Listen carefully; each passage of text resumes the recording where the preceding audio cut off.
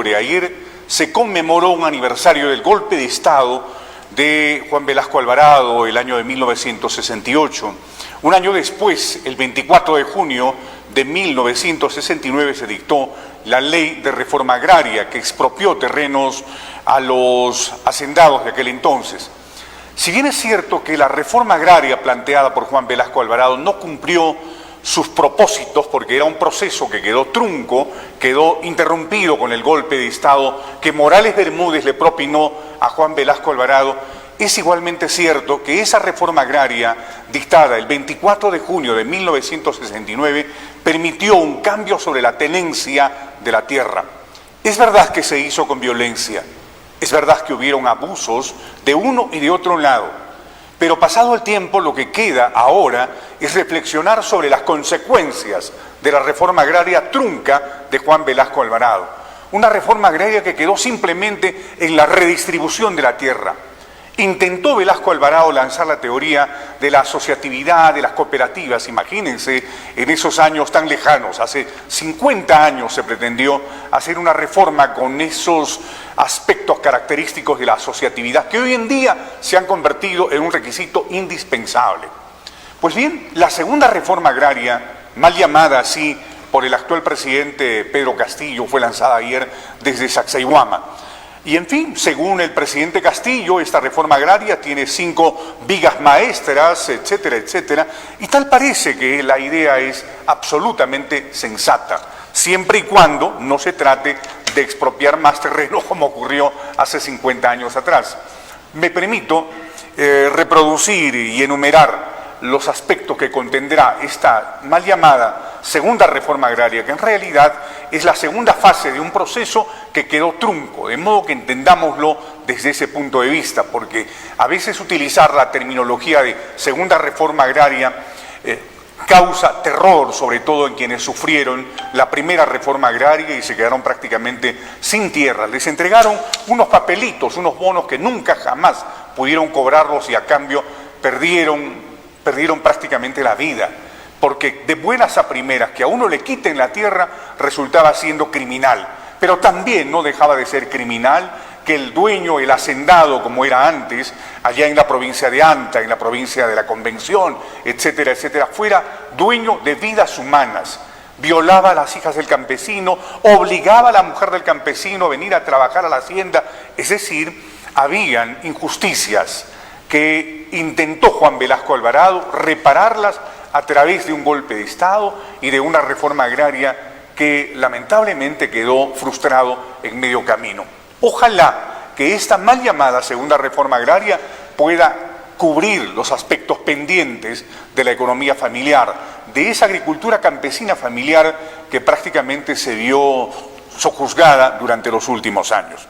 Estos son los aspectos que contendrá esta reforma agraria.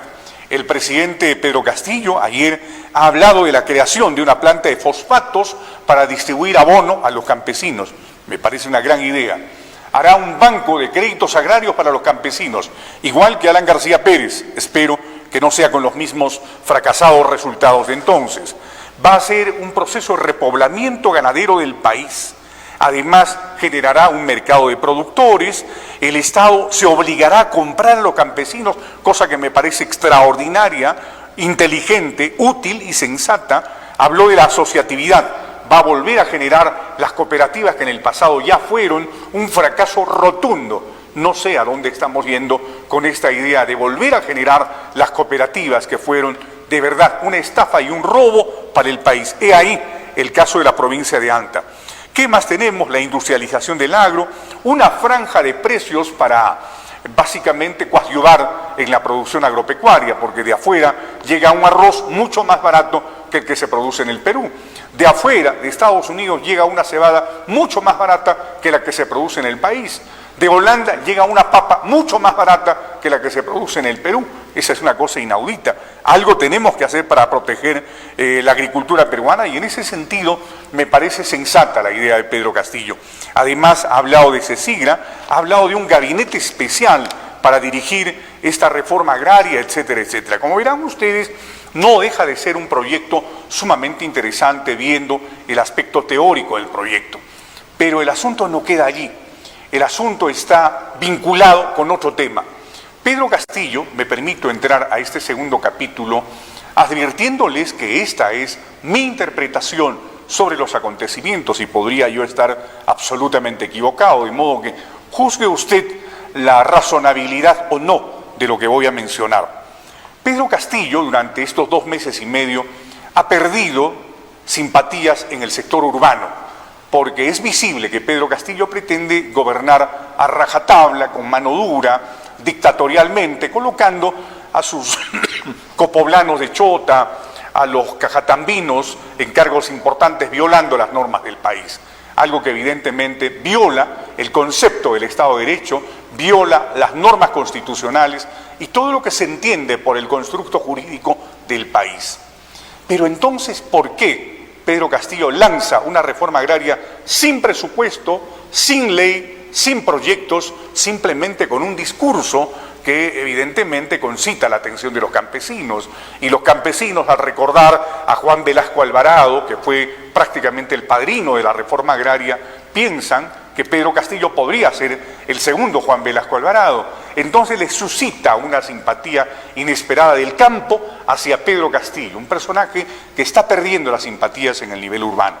De modo que de eso se trata básicamente, de conseguir un colchón social donde Pedro Castillo pueda respaldarse, pueda de algún modo sentir su efecto colaborativo durante las próximas semanas, que van a ser muy duras. Las próximas semanas, es más, a partir de este jueves 7 de octubre, empieza una confrontación frontal entre el Congreso de la República y el Ejecutivo de Pedro Castillo por este famoso voto de confianza. El voto de confianza o la censura del Congreso de la República. Hay modificatorias, hay normas, hay triquiñuelas en el camino de uno y de otro lado. Y esto nos va a llevar prácticamente a una conflagración. Tratando de resumir lo que he dicho, Pedro Castillo se está preparando para una guerra con el Congreso de la República, una guerra política, donde tiene todas las de perder en el Congreso, debido a que en este momento ya existen 63 votos de los 66 que se necesitan, según Hildebrand, para censurar a Iber Maraví. Se está preparando para buscar un respaldo del sector campesino y hacer posible que este gobierno pueda ser viable no solo los siguientes 5 años, sino probablemente muchos más, lo cual constituye también un serio problema para la democracia, porque democracia es prescindencia, democracia es cambio, democracia es alternancia, y Pedro Castillo y los personajes que lo acompañan allí no conocen absolutamente nada de lo que es la prescindencia y de estos cambios que son necesarios en la política de un país. Pero bueno, durante los siguientes minutos